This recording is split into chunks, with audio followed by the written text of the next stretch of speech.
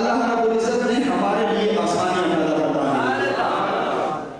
دوستان محترم، حضور علیہ السلام کی یہ خاصیت تھی کہ حضرت عائشہ صدیقہ رضی اللہ عنہا کے پاس جب وقت گزارتے تھے اور جو صحابہ کرام تھے وہ اپنے ہدیے جو تھے وہ حضرت عائشہ صدیقہ رضی اللہ عنہا کے گھر میں لائے، اپنے ہدیے جو حضور صلی اللہ علیہ وسلم کو تحائف دینے ہوتے صحابہ نے، تو جب حضور حضرت عائشہ کے گھر میں ہوتے تو اس وقت صحابہ کرام تمام ہدیے جو ہوتے رات میں حضرت ام سلمہ کی قیادت میں جمع ہو کر حضور صلی اللہ علیہ وسلم سے گزارش کی کہ یا رسول اللہ، جس طرح حضرت عائشہ صدیقہ کو ضرورت ہے دنیا کی چیزوں کی، اسی طرح ہمیں بھی ضرورت ہے۔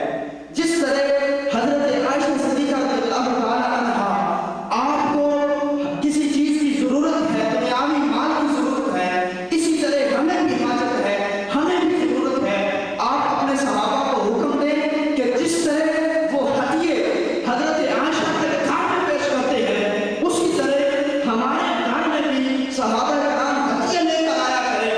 حضور نے فرمایا لا تؤذینی فی عائشہ، مجھے عائشہ کے بارے میں تکلیف میں نہ ڈالنا، مجھے عائشہ کے بارے میں تکلیف میں مت ڈالنا۔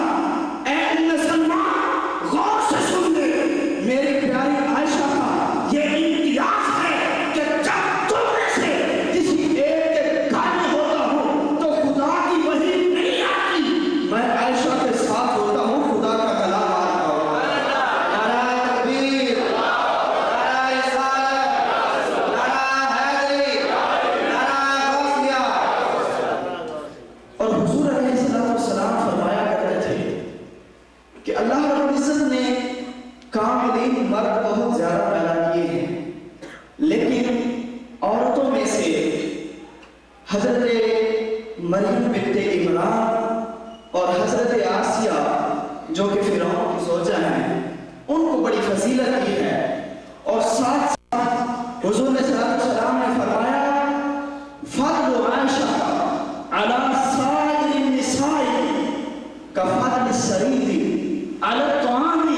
حضرت سیدہ عائشہ صدیقہ رضی اللہ تعالی عنہا آپ کے بارے میں حضور صلی اللہ علیہ وسلم نے ارشاد فرمایا کہ اللہ رب العزت نے حضرت سیدہ کائنات حضرت سیدہ ام عائشہ صدیقہ رضی اللہ تعالی عنہا آپ کو اس طرح مقام عطا فرمایا ہے ساری دنیا کی عورتوں پر۔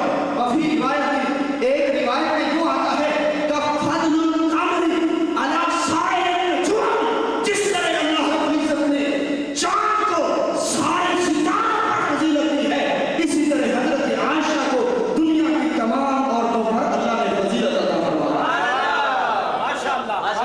دوستان محترم، عفت کا واقعہ آپ سب اس سے واقف ہیں۔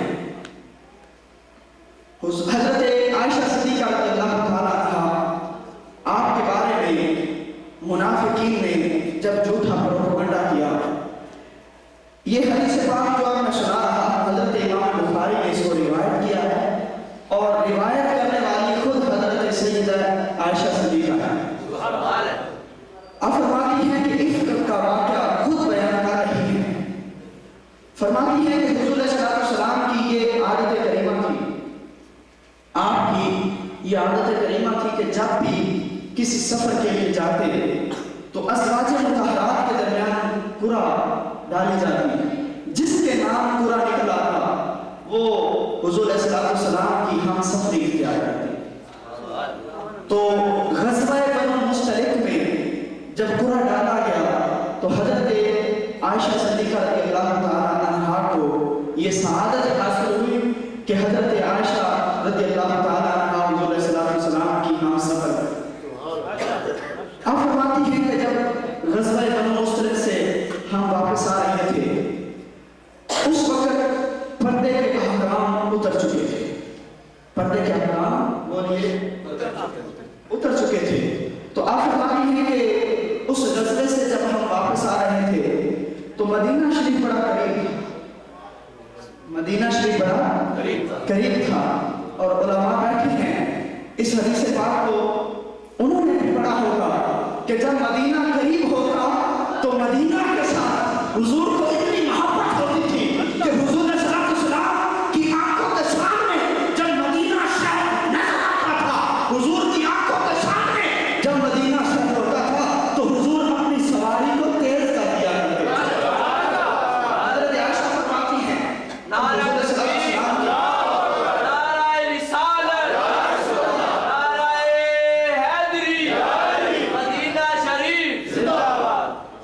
اور حضور صلی اللہ علیہ وسلم کی یہ بھی عادت کریمہ تھی کہ شام کو مدینہ میں داخل نہیں ہوتے تھے۔ جب سورج طلوع ہو رہا ہوتا تو کوشش کرتے تھے کہ میں دن دہاڑے مدینہ شریف میں داخل ہوں۔ تو چونکہ رات ہو گئی، مدینہ قریب تھا، لیکن حضور نے فرمایا کہ ہم رات یہاں گزارتے ہیں۔ حضرت عائشہ فرماتی ہیں کہ ہم نے رات وہاں گزاری۔ جب پچھلی رات کا وقت ہوا تو میں قضائے حاجت کے لیے باہر نکلی اپنے گزارے سے، اور جب میں واپس آئی تو میں نے دیکھا میرا ایک ہار گم ہو چکا ہے۔ حضرت عائشہ فرماتی ہے میں ہار ڈھونڈنے کے لیے دوبارہ اسی جگہ واپس گئی جہاں میں پہلے گئی تھی۔ جب میں واپس آئی تو میں نے دیکھا کہ وہ سارا گروہ، سارا لشکر جو تھا وہ جا چکا تھا۔ پتہ اس لیے نہیں چلا کہ حضرت عائشہ فرماتی ہے کہ اس وقت کی عورتوں کا وزن بالکل کم ہوا کرتا تھا، اور آپ فرماتی ہیں میں تو بالکل نوعمر تھی، اور اسی لیے صحابہ کرام کو پتہ نہیں چلا کہ میں گزارے کے اندر ہوں یا نہیں۔ آپ فرماتی ہیں وہ لشکر چلا گیا۔ میں نے سوچا کہ اب میں بھی پیچھے چلتی ہوں تو ہو سکتا ہے مجھے کوئی ڈھونڈنے کے لیے آ جائے، تو میں اسی جگہ بیٹھ جاتی ہوں، جب مجھے کوئی ڈھونڈنے کے لیے آئے گا تو وہ مجھے یہی مل جائے گا۔ حضرت ام عائشہ رضی اللہ تعالیٰ عنہا آپ فرماتی ہیں کہ میں اسی جگہ چادر لے کر بیٹھ گئی، اور لشکر کے پیچھے جو صحابی رسول آ رہے تھے انہوں نے مجھے دیکھ لیا، اور پردے کے احکام نازل ہونے سے پہلے اس صحابی رسول نے مجھے پہلے دیکھا، اور جب انہوں نے مجھے پردے کی حالت میں دیکھا تو وہ مجھے پہچان گئے، اور انہوں نے دور سے پڑھا اِنَّ لِلَّهِ وَإِنَّا إِلَيْهِ رَاجِعُونَ۔ جب انہوں نے یہ کلمات پڑھے تو میں حیران ہو گئی، مجھے پتہ چل گیا کہ فلاں صحابی رسول آ گئے ہیں۔ حضرت عائشہ صدیقہ فرماتی ہے کہ انہوں نے اپنی مٹھی بٹھا دی، میں اس سواری کے اوپر بیٹھ گئی، اور بیٹھ کر جب میں مدینے میں آئی تو میری طبیعت بڑی خراب ہو۔ آپ سن رہے ہیں نا میری بات؟ جی انشاءاللہ میں آپ کو یہ ابتدائی کلمات بتا رہا ہوں تاکہ آپ کو کسی چیز کی سمجھ آئے۔ آپ فرماتی ہیں کہ جب میں مدینے میں آئی تو میری طبیعت ناساز ہو گئی، طبیعت خراب ہو گئی، کئی دن گزر گئے، میری طبیعت خراب ہے، میں باہر نہیں نکلتی، مجھے نہیں پتا کہ باہر کیا ہو رہا ہے، لیکن کئی لوگ باتیں کر رہے تھے، حضور صلی اللہ علیہ وسلم کو تکلیفیں دے رہے تھے، حضور صلی اللہ علیہ وسلم کو کیا کیا نظر باتیں کر رہے تھے۔ حضرت عائشہ فرماتی ہیں مجھے نہیں پتا۔ ایک دن میں تھوڑا سا افاقہ میں نے محسوس کیا، اور میں نے ایک صحابیہ کو فرمایا کہ میرے ساتھ چلو، میں نے قضائے حاجت کے لیے باہر جانا ہے۔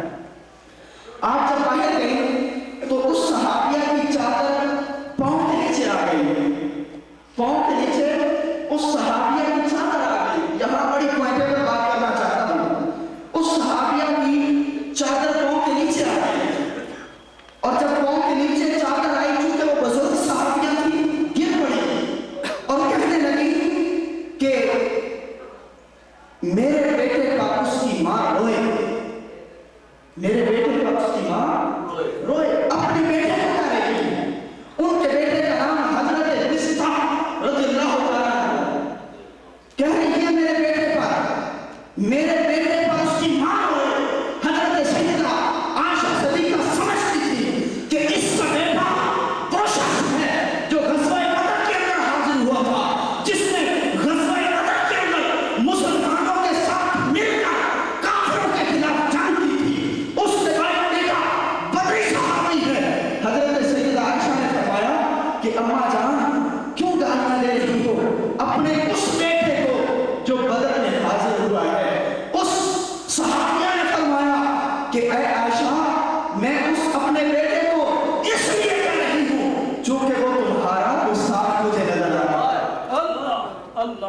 جو کہ تمہارا گستاخ نظر آتا ہے. حالانکہ یہ چال ساری عبداللہ بن ابی بن سلول کی تھی، لیکن یہ چند ایک معصوم صحابہ کرام جن میں حضرت حسان جیسے لوگ بھی شامل تھے، ان کو اس منافق نے اپنے ساتھ لایا ہوا تھا. حضرت نساء رضی اللہ تعالیٰ عنہ وہ بھی شامل تھے. حضرت اماں عائشہ نے جب فرمایا کہ اے صحابیہ تم نے اپنے بیٹے کو گالی کیوں دی ہے، تو وہ کہنے لگی میں نے ان کو گالی اس لیے دی ہے کہ اماں وہ آپ کے بارے میں بکواس کرتا ہے، وہ آپ کے بارے میں گفتگو کرتا ہے، آپ کے بارے میں غلیظ باتیں کرتا ہے. ارے نجدی، ارے شیعہ گفتگو کرتا ہے، وہ بغل میں بھی حاضر ہو، صحابی اس کا بھی معاف نہیں کرتا ہے. تو جہاں مرضی چلا جائے، بغداد میں چلا جائے یا نجف میں چلا جائے، جس طرح صحابی معاف نہیں کرتے، سنی بھی تجھے معاف کرنے کو تیار ہے.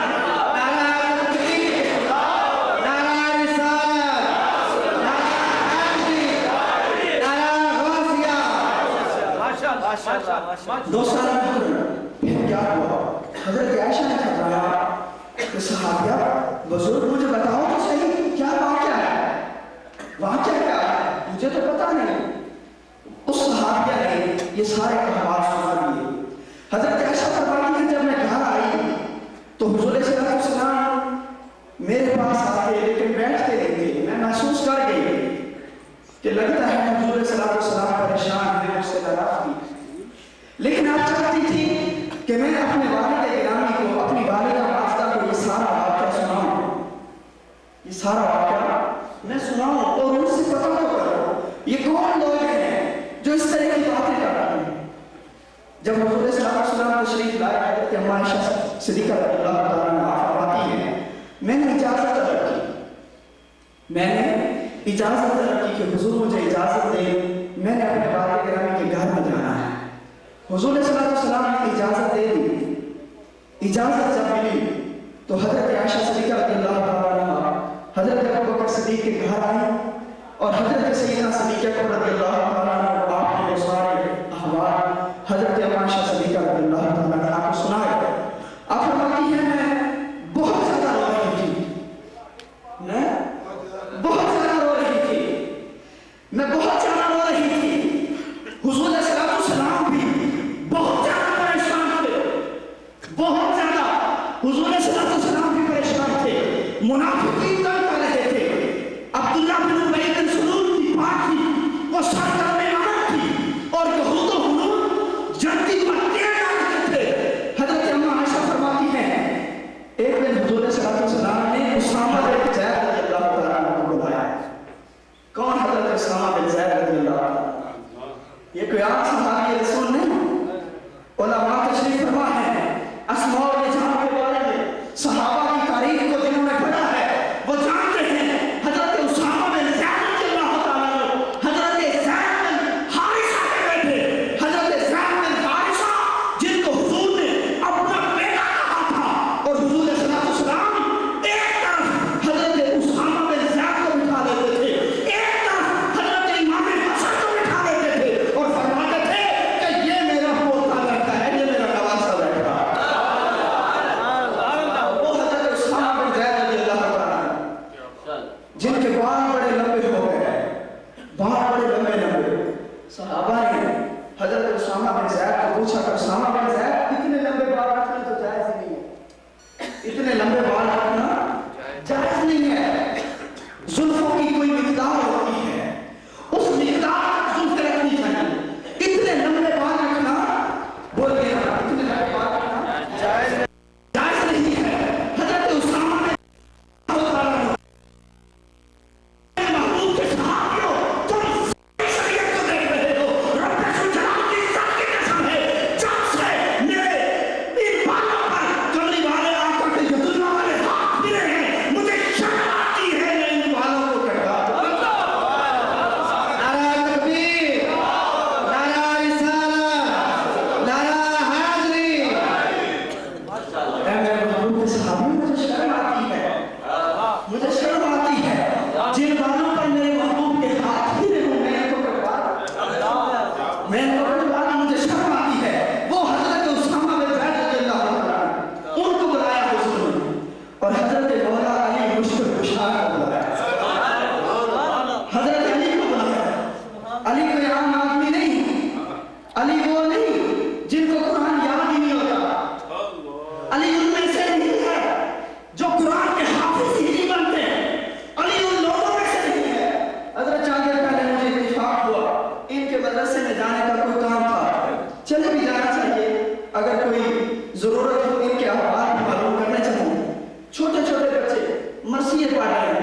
पूछा, मदरसे के बच्चे, मैंने पूछा जनाब कौन सी किताबें पढ़ते हैं, क्या करते हो? मैंने समझा कि शायद जिस तरह हमारे मदरसे के अंदर छोटे छोटे बच्चे होते हैं वो हिफ्ज करते हैं, शायद ये भी हिफ्ज कर रहे हैं।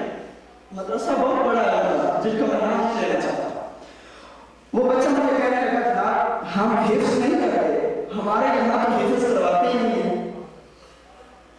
हमारे यहाँ तो हिफ्ज करवाते ही नहीं है। तो मैंने उनसे पूछा जनाब किताबें कौन सी पढ़ती हैं? बताया उसने कि हम सब पे भाई पढ़ते हैं, नमाज मासूमी पढ़ते हैं, अकायद व नजरियात पढ़ते हैं और दीगर किताबें हिदायत की लिखी वो कहते हैं हम वो भी पढ़ते हैं। तो मैं बात कर रहा हूँ हजरत अली रज़ियल्लाहु ताला अन्हु उन लोगों में से नहीं है, उन लोगों में से नहीं है जो कुरान को पढ़ते नहीं।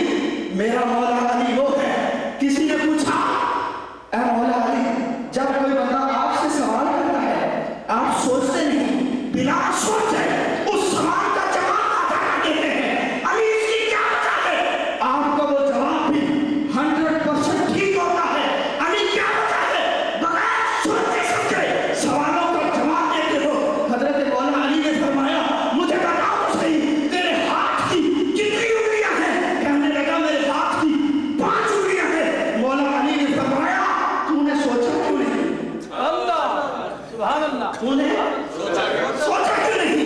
कहने लगा कि मैं सोचूं कैसे?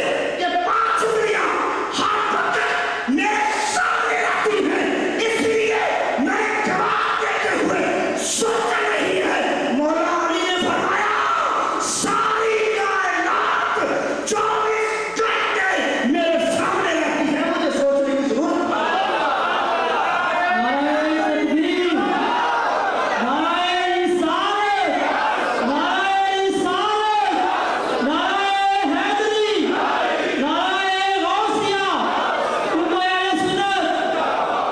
अगर इजाजत हो तो हजरत अली और कुरान की एक और बात मैं सुना दूं। अगर मौला अली का जिक्र सुनना चाहते हैं उनसे सुनोगे तो कुछ और मिलेगा, लेकिन सुनियों से सुनोगे तो मौला अली कुरान के साथ नजर आएगा, क्योंकि कमली वाले आका का फरमान है अल कुरान मालिक मालिक अल कुरान, कुरान अली के साथ है, अली कुरान के साथ। दोस्ताना हजरत अली रज़ियल्लाहु ताला अन्हु एक दिन घर में आए, 3 दिन के बाद घर में मौला अली का चक्कर लगाया। हजरत अम्मा आयशा सिद्दीका, हजरत सैयदा कायनात सैयदा फातिमा ज़हरा रज़ियल्लाहु ताला आप बिल्कुल मासूम सा चेहरा बनाया हुआ है और खड़े हैं। हजरत अली फरमाने लगे कि ऐ हजरत सैयदा कायनात सैयदा फातिमा ज़हरा मैंने किसी तरह आपको कभी अफसोसा नहीं देखा, क्या वजह है? आप बड़ी अफसोसा नजर आ रही हैं।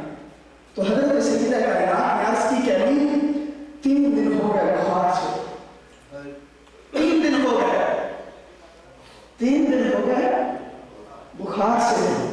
हजरत अली ने बुखार हुआ है, अर्ज की ऐ मौला अली 3 दिन हो गए खाना भी नहीं खाया, 3 दिन हो गए खाना भी नहीं खाया। हजरत अली ने फरमाया फातिमा जिंदगी गुजर गई, जिंदगी गुजर गई। मैं आपसे पूछता था कि सैयदा कोई ख्वाहिश हो तो शेर खुदा पूरी कर देगा, लेकिन फातिमा ने तो कभी ख्वाहिश की नहीं। लेकिन आज मेरा दिल करता है, आज मेरा दिल करता है ना मत करना, कोई ख्वाहिश करो, मैं आपकी ख्वाहिश को पूरा करना चाहता हूँ, मैं आपकी ख्वाहिश को पूरा करना चाहता हूँ। हजरत सैयदा कायनात फरमाती है अली अगर तुम्हारी ये ख्वाहिश है तो तुम्हारी मर्जी में मेरी भी मर्जी है। आजकल की बीवियां कैसे होती है जनाब, घर जाओ एक लिस्ट बनी हुई है, लेकिन देखो हजरत सैयदा कायनात की जिंदगी फरमाती है अली तुम्हारी ख्वाहिश के साथ मेरी ख्वाहिश है। अली आज अनार खाने को बड़ा दिल कर रहा है, अली अनार खाने को बड़ा दिल कर रहा है।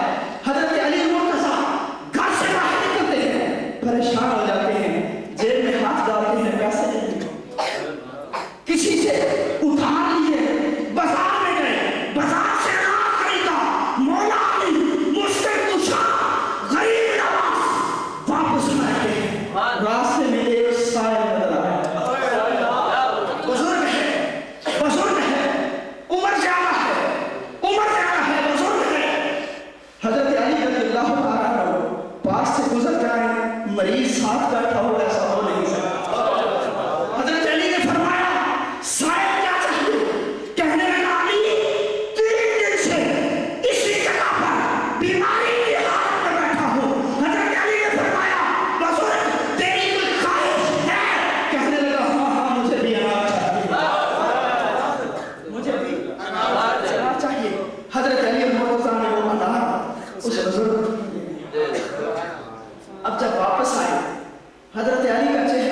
مرجھایا کہ زندگی میں ایک بھی خواہش کی تھی حضرت سیدہ کائنات علی اس کو بھی پورا نہ کر سکا.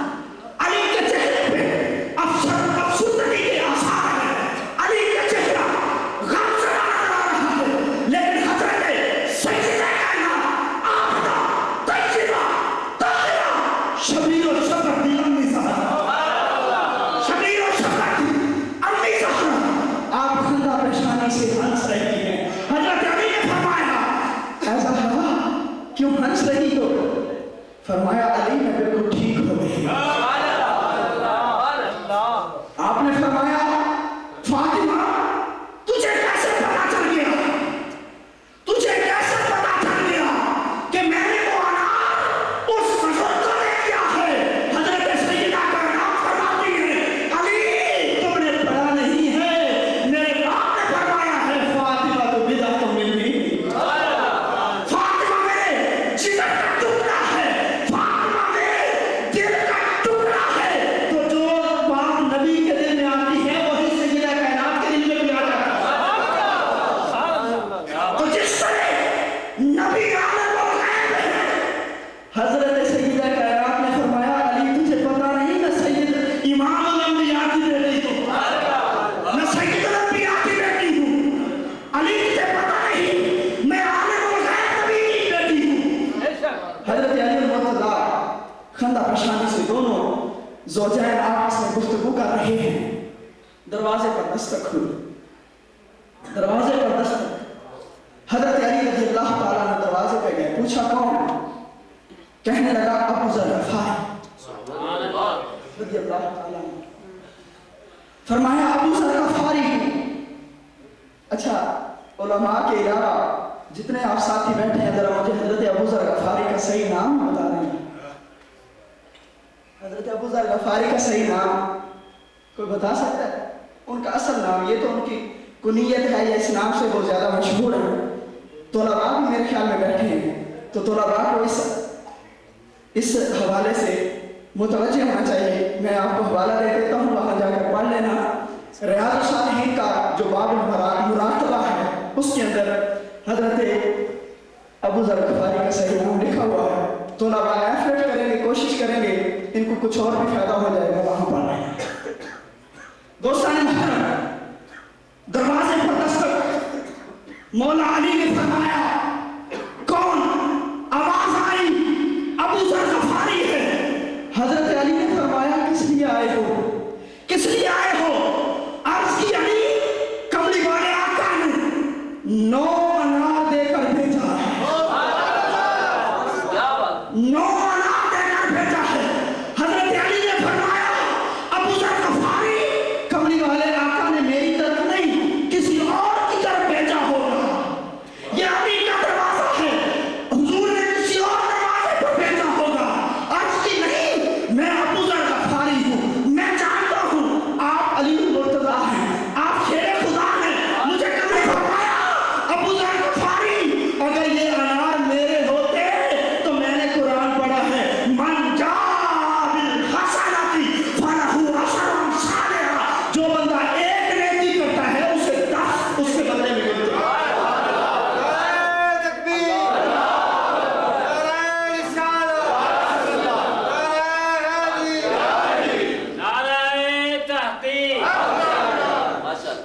جو ایک نیکی کرتا ہے اس کو کون کہہ رہا ہے؟ قرآن.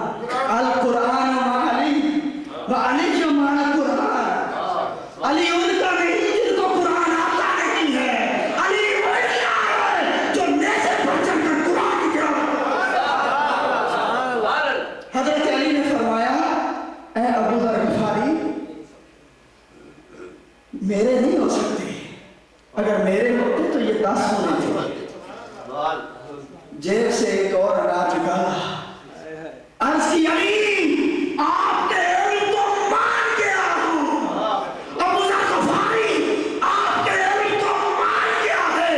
علی ابو ذر اعتراف کرتا ہے کہ واقعی حضور نے جو فرمایا تھا انا مدینہ العلم والی جنبہ. دوستان محترم حضور نے کن کو بلایا جی؟ کن کو بلایا؟ بولیے نا حضرت سمجھ آ رہی ہے میری بات؟ بالکل صحیح سمجھ آ رہی ہے. زیادہ لمبی چوڑی گل کرنا جس طرح خطیب حضرات کر دیں یا میں تے ادنا یا طالب علموں میں خطیبہ نے گلا کے کر نہیں سکتا. مہربانی ہے تسی سن رہے ہو. حضور نے جب ان دو صحابہ کو بلایا تو حضور نے ان سے رائے طلب کی کہ تمہاری کیا رائے ہے. حضرت علی رضی اللہ تعالیٰ کو آپ نے فرمایا کہ یا رسول اللہ صلی اللہ تعالیٰ علیہ وسلم اگر آپ کی نعلین اقدس پر تھوڑی سی نجاست ہوتی ہے تو خدا کو یہ گوارا نہیں. اگر تھوڑی سی نجاست آپ کے نعلین پر تو خدا کو یہ گوارا نہیں ہے. فوراً جبریل کو بھیج دیا, جبریل میرے محبوب کو کہہ دو ان نعلین کو اتار دو, ان نعلین کو اتار دو. تو میرا تو دل یہ کہتا ہے, حضرت علی فرمانے لگے میرا دل یہ کہتا ہے اگر ایسا کردار ہوتا حضرت سیدہ عائشہ کا تو آپ کی ازواج مطہرات میں آپ کبھی بھی شامل نہ ہوتے. سبحان اللہ سبحان اللہ ماشاء اللہ. میری بات سمجھ آ رہی ہے؟ برات حضرت عائشہ کے بارے میں عرض کر رہا ہوں. دوستان محترم, پھر حضور نے جب حضرت علی مرتضیٰ کی اس بات کو سنا, حضرت علی مرتضیٰ نے مزید حضور صلی اللہ علیہ وسلم کو ایک صحابیہ کے بارے میں بتایا. حضور کو حضرت علی مرتضیٰ نے عرض کی یا رسول اللہ فلاں صحابیہ ہیں جو عورتوں کے مسائل میں بڑا گہرا مطالعہ رکھتی ہیں, آپ ان سے بھی دریافت کر لیں. اس صحابیہ نے بھی حضرت عائشہ کے حق میں گواہی دی. سبحان اللہ. حضور صلی اللہ علیہ وسلم ممبر پر جلوہ فرمایا.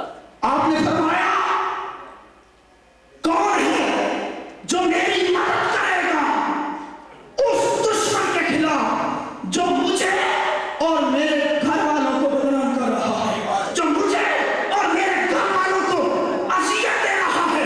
حضرت سعد بن معاذ رضی اللہ تعالیٰ عنہ, میں حضرت سعد بن عبادہ کی نہیں, حضرت سعد بن معاذ کی بات, یہ دو صحابی ہیں نا جی, حضرت سعد بن عبادہ اور ہیں حضرت سعد بن معاذ رضی اللہ تعالیٰ عنہ. اور میں حضرت سعد بن معاذ کی بات کر رہا ہوں.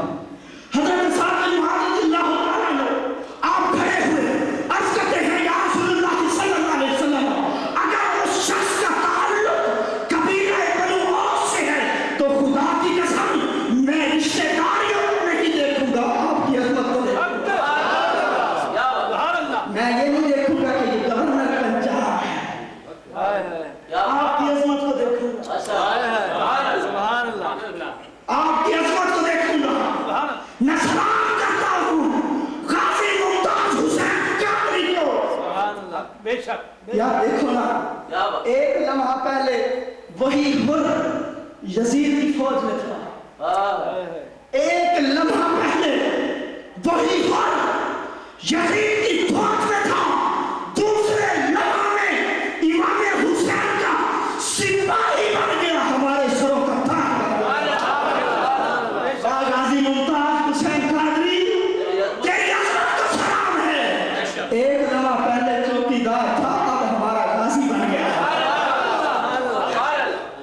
حضرت معاذ, حضرت سعد بن معاذ رضی اللہ تعالیٰ عنہ آپ فرماتے ہیں یا رسول اللہ, عرض کرتے ہیں یا رسول اللہ صلی اللہ علیہ وسلم اگر اس کا تعلق قبیلہ بنو اوس سے ہے تو میں رشتہ داروں کو نہیں دیکھوں گا, میں رشتہ داریوں کو قرابت داروں کو نہیں دیکھوں گا, میں یہ نہیں دیکھوں گا کہ یہ میرا فلاں رشتے میں رکھتا ہے. فرمایا میں اس کی گردن آپ کے سامنے حاضر کر دوں گا, میں اس کی گردن آپ کے سامنے حاضر کر دوں گا. اس کے بعد حضور علیہ السلام نے حضرت عمر فاروق رضی اللہ تعالیٰ عنہ آپ کو بلایا. فاروق اعظم کو یاد بنتا ہے, فاروق اعظم کو یاد ہے, وہ اہل بیت کے خادم, وہ اہل بیت کے خادم. وہ بات آپ نے سنی ہوگی نا, حضرت سیدنا فاروق اعظم رضی اللہ تعالیٰ عنہ وہ حضرت عبداللہ بن عمر کو حضرت امام حسین نے فرمایا کہ اے میرے غلام کے بیٹے, تو حضرت امام حضرت سیدنا فاروق اعظم نے کیا جواب دیا کہ بیٹا لکھوا کر لاؤ، لکھوا کر لاؤ۔ وہ اہل بیت کے خاطر حضرت سیدنا فاروق اعظم رضی اللہ عنہ جن کی عظمت یہ ہے القرآن ینطق علی لسان عمر، قرآن عمر کی زبان پر آتا ہے، جو عمر کی رائے ہوتی ہے وہی قرآن بن جاتا ہے۔ حضرت سیدنا فاروق اعظم نے عرض کی یا رسول اللہ اگر بات میری ہوتی نا تو میں خاموش ہو جاتا۔ یا وہ غزوہ احد والی بات آپ نے سنی نہیں ہے؟ غزوہ احد کے اندر جب انہوں نے کہا تھا کہ حضور صلی اللہ علیہ وسلم پہلے اس نے ابو جہل اینڈ کمپنی ان کا جو گروہ کا لشکر کا جو امیر تھا انہوں نے آواز لگائی تھی، پہلے انہوں نے کہا تھا کہاں ہے عمر بن خطاب، ان کے ساتھ تھے، حضور کے ساتھ تھے، عرض کی یا رسول اللہ مجھے چیلنج کر رہے ہیں، حضور نے فرمایا عمر ٹھہرا، عمر بیٹھ جاؤ۔ پھر کہنے لگے کافروں کی طرف سے آواز آئی کون ہے؟ اگر حضرت ابو بکر بن قحافہ ہے تو ہمارے سامنے آئے۔ پھر حضرت عمر کھڑے ہوئے، عرض کی یا رسول اللہ میں کافروں کو جواب دینے لگا، حضور نے فرمایا نہیں عمر ٹھہر، عمر ٹھہر۔ پھر اس نے کہا کافروں کی طرف سے آواز آئی کہاں ہے محمد صلی اللہ علیہ وسلم، اگر یہاں ہیں تو ہمارے سامنے آئے۔ لگتا یوں ہے کہ ہم نے معاذ اللہ محمد صلی اللہ علیہ وسلم کو شہید کر دیا ہے۔ حضرت فاروق اعظم پھر کھڑے ہو گئے، حضور نے فرمایا عمر ٹھہر جاؤ، عرض کی یا رسول اللہ اب رکنے کی بات نہیں ہے، جب میری نماز کی بات کی میں خاموش رہا، ابو بکر کی نماز کی بات کی میں خاموش رہا، لیکن یا رسول اللہ آپ کی نماز پر کوئی حملہ کرے تو رکے اللہ خاموش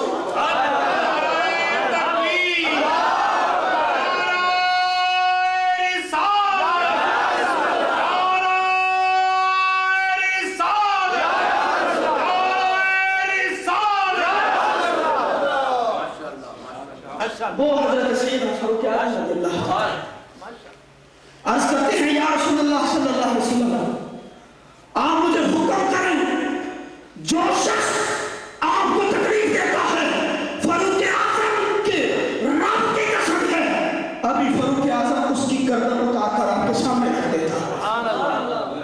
آپ نے فرمایا عمر ٹھہر، عمر ٹھہر، عثمان کو بلایا، عثمان ذرا ادھر آؤ نا، کیا رائے ہے تمہاری حضرت عائشہ کے بارے میں، کیا رائے ہے؟ حضرت عثمان غنی عرض کرتے ہیں یا رسول اللہ صلی اللہ علیہ وسلم اللہ رب العزت نے آپ کا سایہ زمین پر نہیں پڑنے دیا اس لیے کہ دنیا کے کسی شخص کا پاؤں میرے آقا کے اس سائے پر نہ آ جائے۔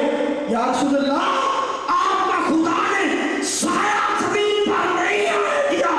کہیں بے ادبی نہ ہو جائے، یا رسول اللہ جو آپ کا فراش بنے کون یہ جرات کر سکتا ہے حضرت عائشہ کے بارے میں، کون جرات کر سکتا ہے حضرت سیدہ عائشہ کے بارے میں؟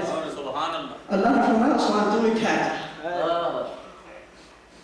بڑا جناب صحابہ کرام کو ابال آ رہا تھا، جب صحیح پکے سچے مسلمان تھے بڑا ابال آ رہا تھا کہ یا رسول اللہ ہمیں حکم دے منافقان انہیں ختم کر دیں گے، منافقان انہیں ختم کر دیں گے۔ حضور نے فرمایا نہیں، ٹھہرو، رکو رکو، اے عمر تو بولے گا، اے علی تو بولے گا، اے سعد بن معاذ اگر تو بولے گا، اے عثمان اگر تو بولے گا، حدیث موقوف بنے گی۔ اگر تم بولو گے، علماء بیٹھے ہیں حدیث موقوف کی تعریف ان سے سنیں، عمر تو بولے گا، عثمان اگر تو بولے گا، علی اگر تو بولے گا، سعد بن معاذ اگر تم بولو گے تو یہ حدیث موقوف بنے گی، اگر میں بولوں گا تو حدیث مرفوع بنے گی۔ قربان کریں، یہاں ایک بات کرنا چاہتا ہوں، سبحان اللہ حضرت مریم پر بہتان لگا، حضرت مریم پر بہتان لگا تو اللہ نے طاقت دی حضرت عیسیٰ ابن مریم کو کہ مہد کے اندر گھوڑے کے اندر حضرت عیسیٰ ابن مریم نے کلام کیا، لوگوں کو فرمایا انی عبد اللہ، میں اللہ کا بندہ ہوں، میں اللہ کا بندہ ہوں، میری ماں پر بہتان مت لگا، میں اللہ کا رسول ہوں، میں اللہ کی نشانی ہوں۔ کون بول رہے ہیں حضرت؟ اچھا اگر مقدمہ چلے گی چیف جسٹس افتخار چودھری کا تو لڑتا کون ہے جناب؟ سپریم کورٹ کا جو اس وقت صدر سی اعتذار سی، جتنا بڑا مقدمہ ہوتا ہے وکیل بھی اتنا طاقتور ہوتا ہے، جتنا بڑا مقدمہ ہوتا ہے وکیل بھی اتنا طاقتور ہوتا ہے، وکیل بھی اتنا طاقتور ہوتا ہے۔ مسلمان بھائی میری بات کو اپنے پلوں میں باندھ لینا، غور سے سن، اگر بہتان لگے حضرت مریم پر تو گواہی دے رہے ہیں حضرت عیسیٰ ابن مریم۔ حضور نے فرمایا اگر میں گواہی دوں گا اس میں کمال نہیں ہوگا، عمر تو بھی ٹھہر جا، عثمان تو بھی ٹھہر جا، علی تو بھی ٹھہر جا، اور معصوم اللہ تو بھی رک جا، خدا کو بولنے دو، خدا بولے گا تو قرآن بتائے گا، خدا بولے گا تو ان الذین جاءوا بالافک، وہ لوگ جنہوں نے بہتان باندھا اس قدر میرے کو، وہ ایک گروہ تھا تلنے سے، وہ ایک گروہ تھا۔ آج کل بھی وہی گروہ سارے معاشرے میں پھیلے ہیں نا، بلکہ میں تو کہتا ہوں کہ ہم جب وہ اس رات سے گزرے گئے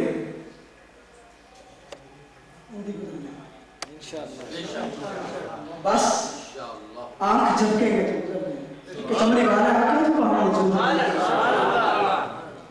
مجھے کسی نے کہا مولوی صاحب بال سے زیادہ بریک، بولتے بھی اسی طرح بال سے زیادہ بریک،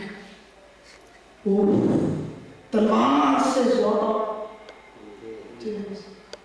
کیسے گزریں گے جی آپ پلک جھپکنے گے؟ میں نے کہا ہم نے کوئی بستر کا بوجھ نہیں چکیا، ہم نے کوئی بستروں کا بوجھ نہیں اٹھایا ہوا، ہم نے اپنے سینے میں کملی والے کی محبت کو بسایا ہوا۔ نعرہ تکبیر، نعرہ رسالت، نعرہ رسالت، نعرہ مولوی بدلا نہ وہ بدلے جو سٹیج کی زینت تھی، مولوی اس کو دیکھتا رہا، وہ اس کو دیکھتے رہے، وہ بھی نہ بدلی، وہ بھی نہ بدلی، اسی طرح وہی نسوار کیسے مسجد اتلے جڑی مسجد چ رہ جانا چیک کیتے کرو رکا اتنے نسوار آیا سوچ نہ وہ بدلی نہ یہ بدلے، لیکن خواجہ معین الدین چشتی کی دو آنکھیں کتنی آنکھیں اٹھیں؟ دو آنکھیں۔ اگر خواجہ معین الدین چشتی کی دو آنکھیں اٹھتی ہیں تو لاکھوں ہندو مسلمان ہو جاتے ہیں، تو کملی والے آقا کی آنکھیں اٹھیں تو پل سے آج سے کیوں لگا؟ گزر جائیں گے سنی، گزر جائیں گے سنی، محبت علی بیت کے صدقے گزر جائیں گے سنی، محبت علی کے صدقے گزر جائیں گے سنی، محبت عثمان کے صدقے گزر جائیں گے سنی، محبت فاروق کے صدقے گزر جائیں گے سنی، محبت صدیق کے صدقے گزر جائیں گے سنی، کملی والے آقا کے نارائن کے صدقے۔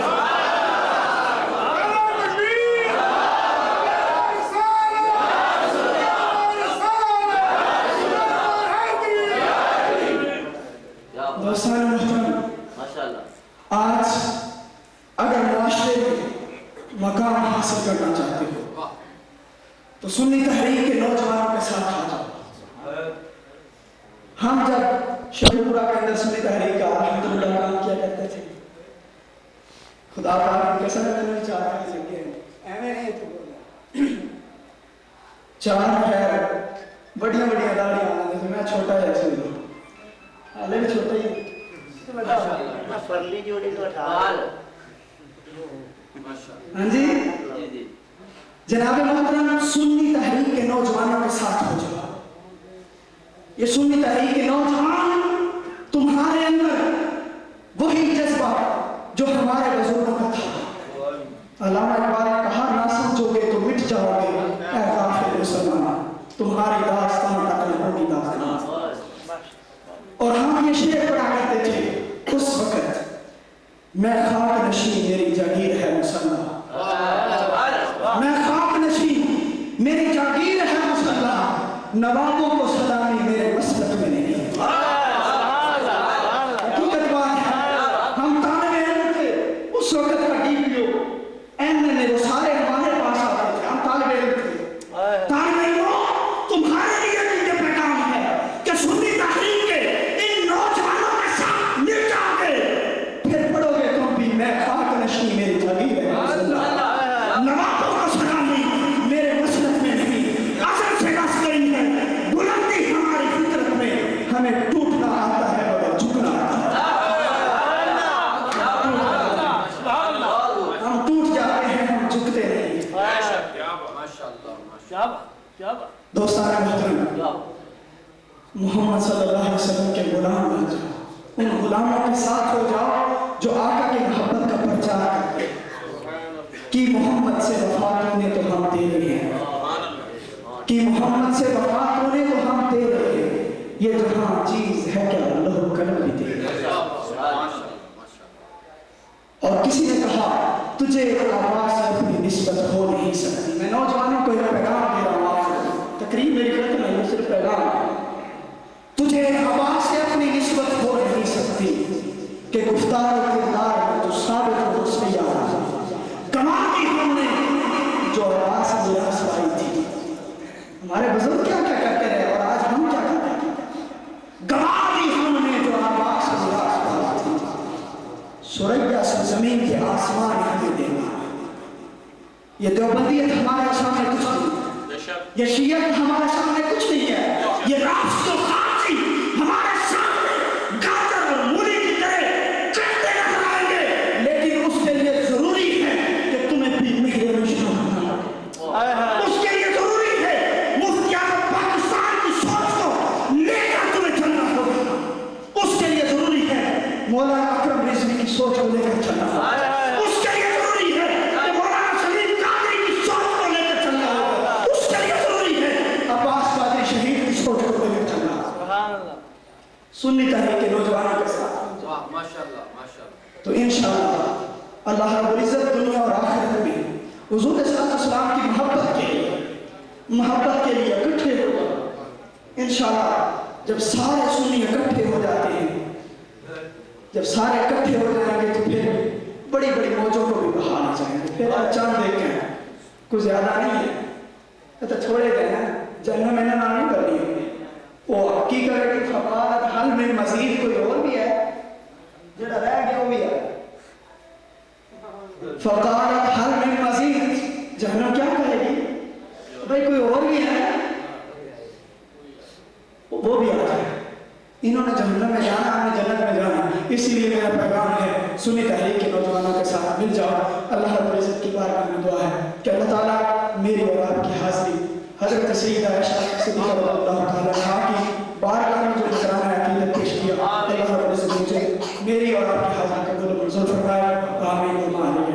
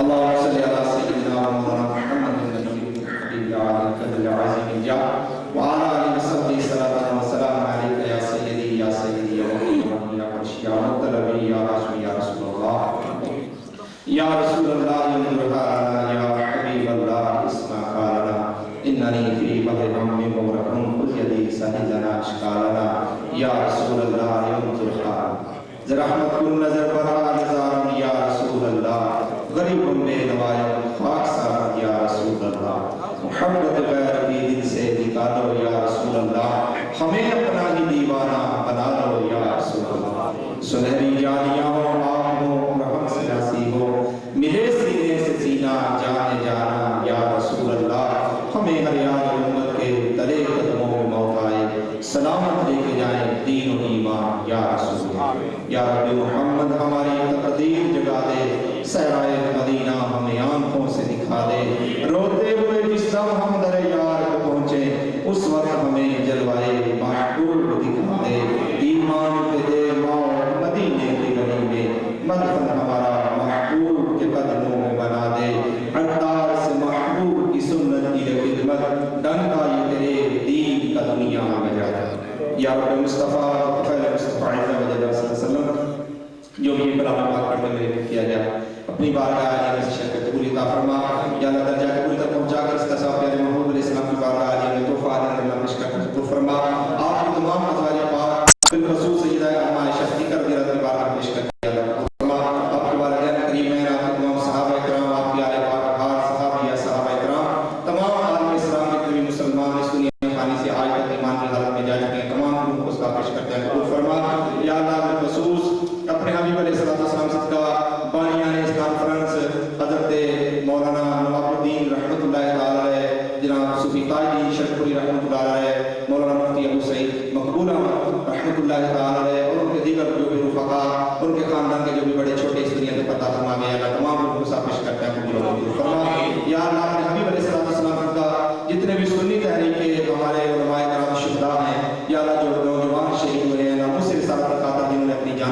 پیش کیے، یا اللہ کی بارگاہ میں اس کا ساتھ پیش کرتے ہیں قبول فرما، اس کے صدقے یا اللہ کے درجات کو بلند فرما، اور جو ہمارے اس وقت نوجوان اس عمل کے اندر یا اللہ اس کام کے اندر برسے پیکار ہیں اور مسئلے کے حق اہل سنت کی خدمت کے لیے یا اللہ ہر میدان کے اندر کفار کے سامنے، منافقین کے سامنے اور مستحقان رسول کے سامنے یا اللہ وہ سیسا پھیلائی ہوئی دیوار بنے کھڑے ہیں، ان کی یا اللہ مدد و نصرت فرما، ان کے استقامت نصیب فرما، انہیں ہمت عطا فرما، اور ہم سب کو مل کے دست بازو بننے کی توفیق عطا فرما۔ یا اللہ اس مجلس پاک کے اندر جو بھی احباب شرکت فرما کے لیے حاضر ہوئے، جتنے قدم چل کر آئے یا اللہ ہر قدم پہ انہیں نیکیاں عطا فرما، اور ان کا اپنی بارگاہ میں قبول فرما کر اپنے لیے، ہمارے لیے اور ان کے لیے یا اللہ درجات کی بلندی اور بخشش کا ذریعہ بنا۔ یا اللہ اس میں پاکیزہ کا صدقہ ہم کی جائز مرادیں نیک خواہشات کو پورا فرما۔ یا اللہ جو ان کے ارادے نیک دعائیں لے کر کھڑے ہوئے ہیں، جو نیک ارادے جو تمنائیں لے کر کھڑے ہیں، صدقہ امام علی مقام کی عظیم شان شہادت کا یا اللہ تمام کی جائز مرادوں کو پورا فرما۔ کہتے رہتے ہیں دعاؤں کے لیے اکثر بندے تیرے، کر دے پوری یاد ہر بے قصو مجبور کی۔ یا اللہ ہمارے جتنے علماء اہل سنت اس میں اقرار کر کے جہاں بھی پورے پاکستان کے اندر بلکہ پوری دنیا کے اندر علماء حق